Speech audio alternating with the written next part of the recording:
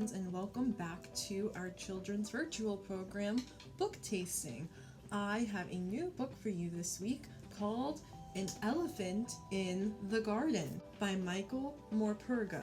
The bombing of Dresden looms ahead, and Lizzie's mother, a zookeeper, persuades the zoo director to allow Marlene, a young elephant that has bonded with Lizzie and her younger brother Karl, to be kept safe in their garden.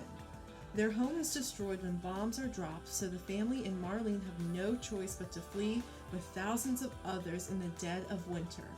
Though, how can they walk the same route and keep themselves safe from approaching Russian soldiers with an elephant?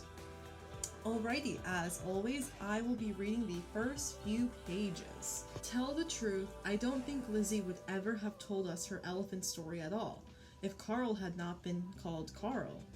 Maybe I'd better explain. I'm a nurse. I was working part-time in an old people's nursing home just down the road from where we live. It was part-time because I wanted to be home for Karl, my 9-year-old son. There were just the two of us, so I needed to be there to see him off to school and be there for when he got back. But sometimes on weekends they asked me to do overtime. I couldn't always say no. We had to take our turn to do weekend duties, and if I'm honest, the money helped. So on weekends, if Karl hadn't got anywhere else to go or anyone else to look after him, they would let me bring him in to work with me. I was a bit worried about it at first, whether anyone would mind, how he'd get on with all the old folks, but he loved it. And as it turned out, so did they. For a start, he had the whole park to play around in. Sometimes he'd bring new friends. They could climb the trees, kick footballs about, whiz around on their mountain bikes. As for the old folks, the children's visit became quite a feature of their weekends, something for them to look forward to. They would gather around the sitting room windows to watch them, often for hours on end. And when it was raining, Karl and his friends used to come inside and play chess with them, or watch a film on the television. And just a couple of weeks ago, on the Friday night, it snowed, and it snowed hard. I had to go to work at the nursing home the next day. I was on morning shifts that weekend, and so Karl had to come too, but he didn't mind, not one bit. He brought half a dozen friends along with him. They were going tobogging in the park, they said. They didn't have a toboggan with them. They simply brought along anything that would slide, or plastic sacks, surfboards, even a rubber ring. As it turned out, bottoms worked just as well as anything else. The nursing home was loud with laughter that morning as the old folks watched them gallivanting out there in the snow.